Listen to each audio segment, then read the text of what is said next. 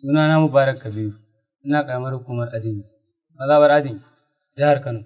Na je Sumaila, na yi kimanin shekara 20.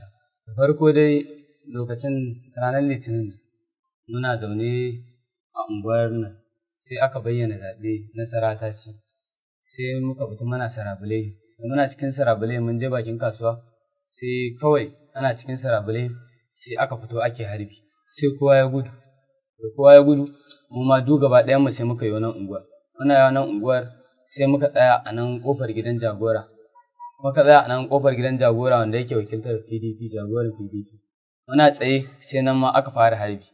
Ana harbi to su can dama a bakin kasuwa suke, kowa ya gudo nan gidan. Nan ma muna tsaye kawai sai suka zo nan suka buɗe mana wuta. Mu muna ƙofar gidan. Na san da yawa da suka harbe mu amma ba zan iya ware guda ɗaya wanda zan ci shi ne harbin mu saboda suna da yawa masu bin.